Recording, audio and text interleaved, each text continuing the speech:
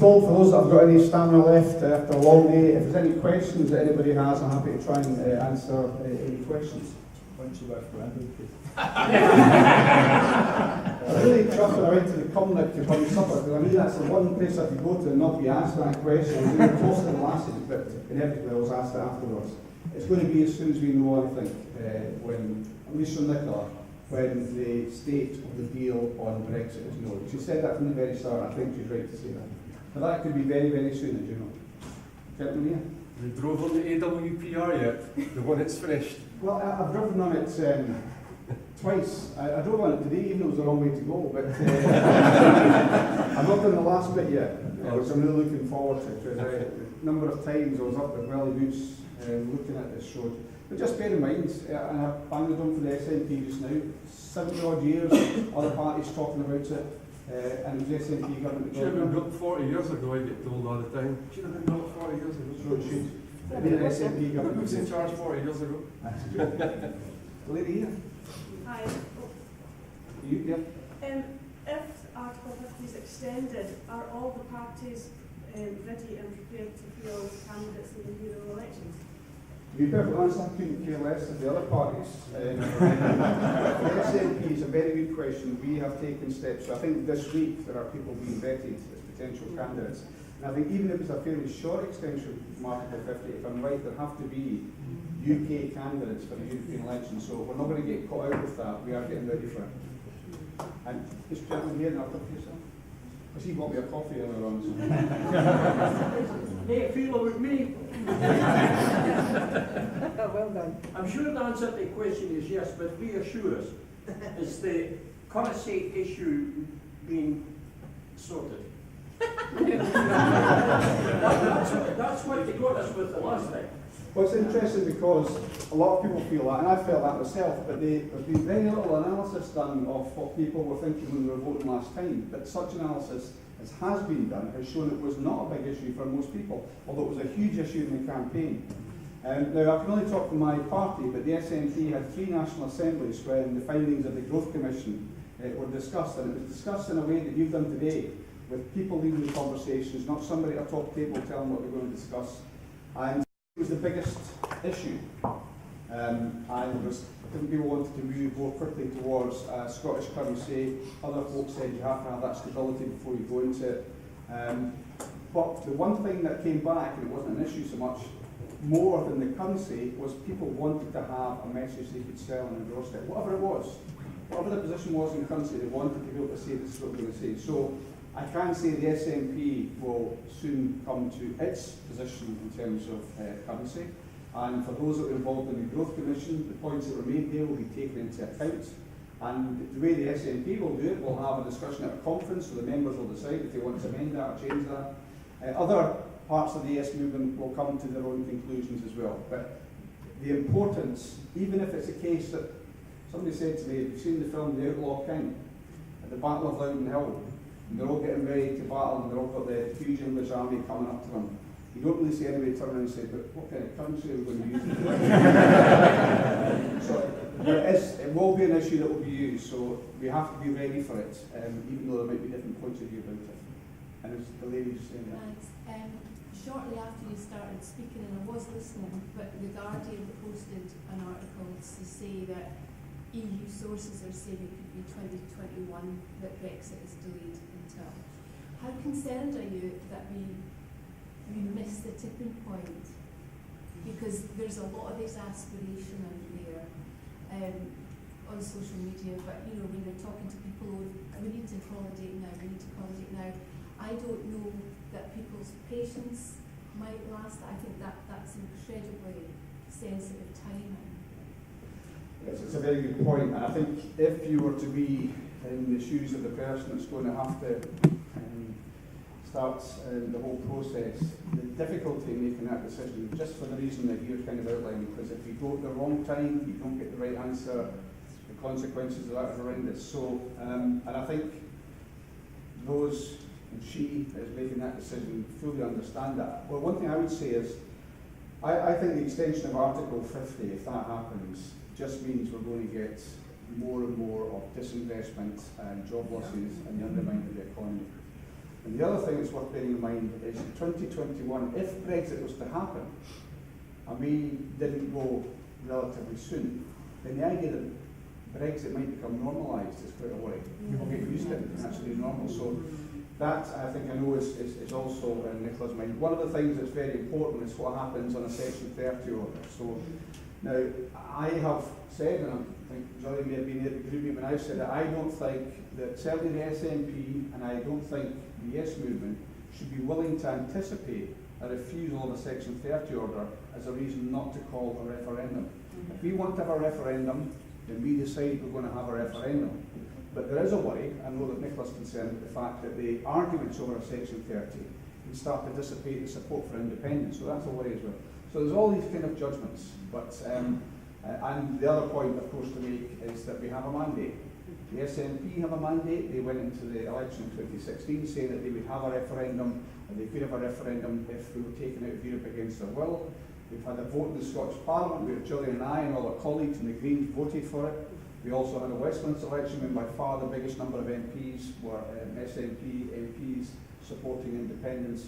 And you could also argue that we've said that a material change in circumstances could force another election. Now you could say that is Europe. I would also argue that the changes, the power grab to the Scottish Parliament is a material change in circumstances. So I think we've got every democratic justification for doing it. And I would say to the UK government, if they are thinking about trying to refuse it, I think the biggest thing that's happened to shift people is now the way that Scotland's being treated. Now we might all feel that, but I think if you think about the walkout of Westminster, it's very hard to get a constitutional issue right into the public mind so they can become very angry about it. And that, we had 7,000 people join the SNP after that. We had a demonstration outside the Scottish Parliament, and I went out to talk to them, I was just elected as the SNP deputy leader, and there's people there that have never been involved in a political party.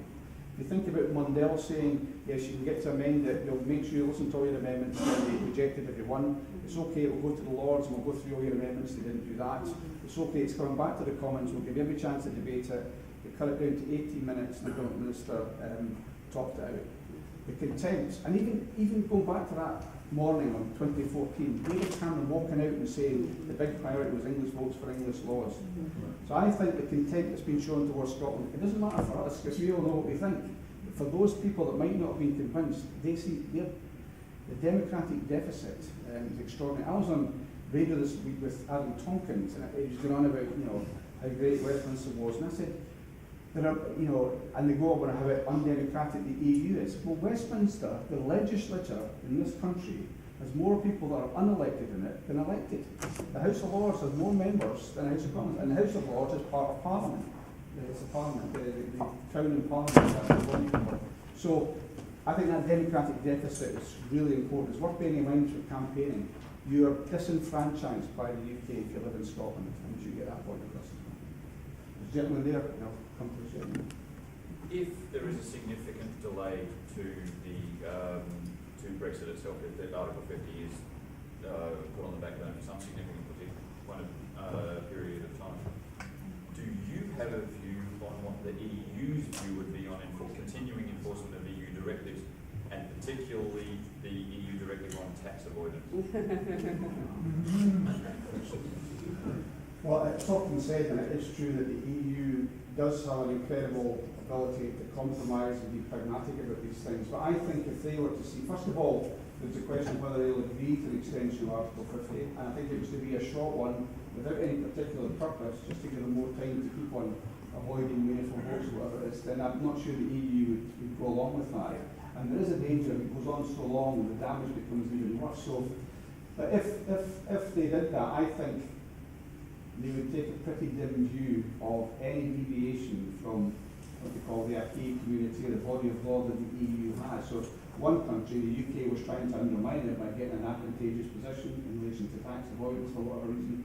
I can't see them having much patience for that. I don't know how it would play out, but it's almost like trying to get the advantages as they would see it being out with the EU before they're out of the EU. And there's no provision for that within the EU. If you want an exemption to something, like the Danish had over second homes and the Maastricht Treaty, you've got to get it in a treaty, and they won't have that. So I don't think the EU would stand for the UK taking a different approach. And if that was the question. That's a question answered, thank you. Anyway. gentleman here. Yeah. The UK is one of only 3 countries in the world which doesn't have a written constitution. And a written constitution is out with, it is the apex of the law, superior to actually a parliament. You mentioned earlier that you want a public debate. When are we going to start that public debate? Because a constitution is not going to be written overnight. Even if we actually used the draft constitutions which are on the table today. And there's a couple of representatives of the 2 different kinds in this room. It takes years to actually work that out. When are we going to start that public debate? Let's bear in mind that under Scottish constitutional principles, it is the people who are the supreme authority, not Parliament. And if we go into an independent status without a written constitution, there is no guarantee that we'll get one. The example for that is Iceland. Yeah, of course, what happened in Iceland was they just got together. The whole population was involved in the process of arriving at We've got this social constitution. media. We have. First of all, it's not up to me to decide when a public debate happens. There's nothing to prevent a public debate. There are quite a number of people, Elliot Volner, John Drummond and others that have taken forward the issue of the constitution. And I had a chat with somebody earlier on.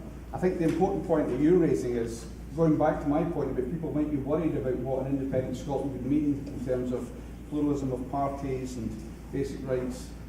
Promoting a constitution may be one way of helping to alleviate those concerns. So I have no problem with that, and I'm going to meet with John Drummond to discuss it further. But there's nothing to stop anybody, certainly not in the wider yes movement or the public, from discussing a constitution. I would tended to have thinking, I think wrongly, in the past, that the constitution was something that was too dry, it was hard to get people animated about it. But I do think, because of what I've just said and the arguments you made to me, it is a way of alleviating people's concerns about their rights.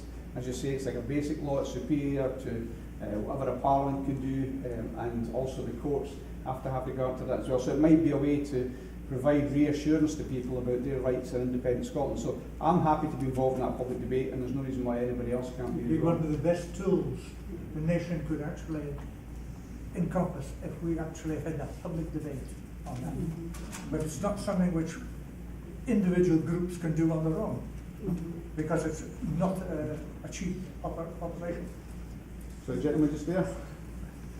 Yeah, we know that from the European referendum, the social media was a great piece in identifying voters no one had actually found before. It was done in illegal and unethical ways perhaps, but nonetheless it was very effective. Are we up to speed with the techniques of identifying potential supporters through social media, but in a legal and ethical way? I think we're getting there. So first of all, I'm trying to distinguish between the SNP and the wider Yes movement. As part of the exercise of talking to different Yes groups, I've talked to 2 people that have developed apps for specifically an independent referendum. One was, it wasn't quite finished, but it was very interesting. It gave you all the information that you needed. It was real time, and also allowed you, if whoever it was canvassing or talking to somebody, couldn't answer the question, say in defence of vengeance, put an immediate call into a call centre or such, and the person then got a call afterwards. So people are working on this just now. The SNP and all the other political parties, there's an investigation just now by the Information Commissioner on the information that you gain and hold about people. So that's kind of making people think about what they're doing just now. It's a bit of a transition period. The Information Commissioner, this lady from Canada, has the view that political parties shouldn't be allowed to hold information on people. I don't think that's what's going to happen in the end. What happened in 2003 when they last looked at data protection was they put in at the last minute a re-change the law, which meant that political parties were allowed, on the same basis that criminal authorities were allowed, to keep information about people. And I think if the Commissioner went back and said we don't want to have political parties keeping information, I think political parties would say we'll change the law to make sure that they can. But we're in a bit of a generally on social media though, is a related point.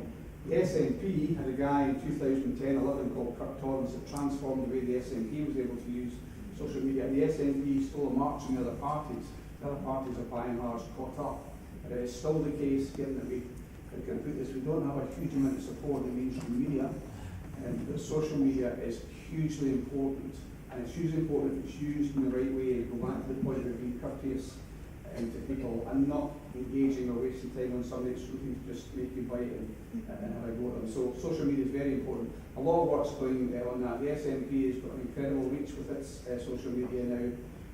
Bernie Sanders actually had his list, if you like, of contacts was bigger than the Democratic Party. They've been trying to get it off him for years. So, but we're not the only ones doing this. You know, a very dark money and Cambridge Analytica and that kind of stuff. Other people are looking at other stuff, and that goes on the other side of what's ethical.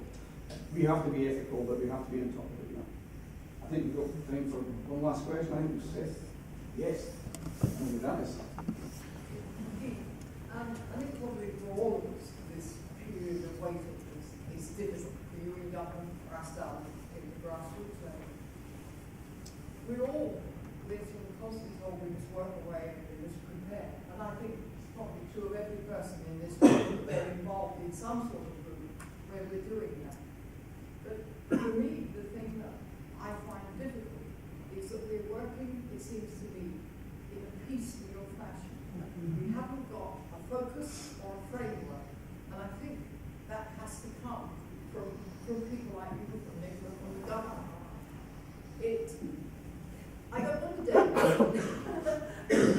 as I say, a framework, yes, but I felt that what I was doing was pouring in to something that was focused on something that what somebody here was doing and the people at that table were doing were all in fact gathering together and moving forward. What do you think, for example, you can do within the constraints you have to give us that sort of feeling of movement? Well, I think the biggest thing, and I think we'd all acknowledge, as soon as you get somebody saying it's on, then you start in a whole different atmosphere. I think the atmosphere is changing a bit just now.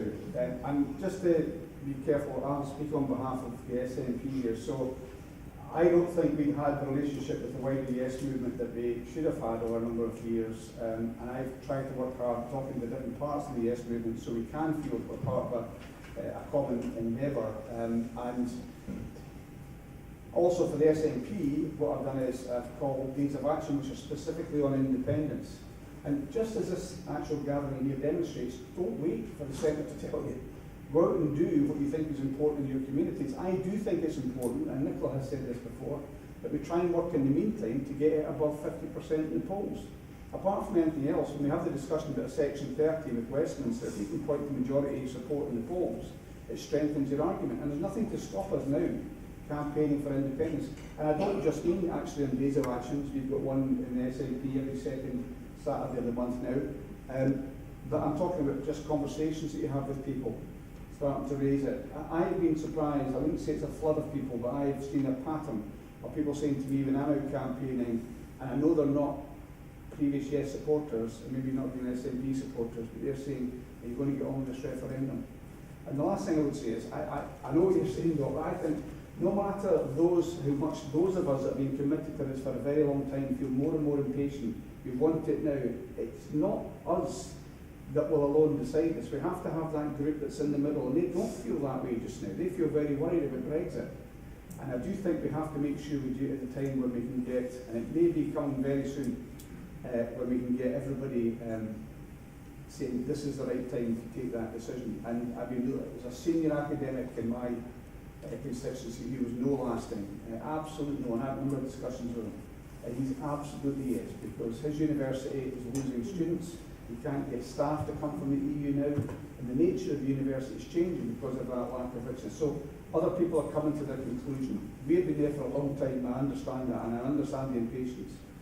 But the point that you make about trying to come together, all I can say is I'll continue to try and work with the rest of the yes movement to see if we can get a common endeavour that we can all get behind.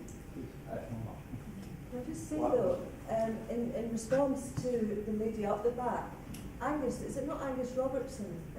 He's brought that focus in some respects, as have other organisations. What's he called it? Progress Scotland.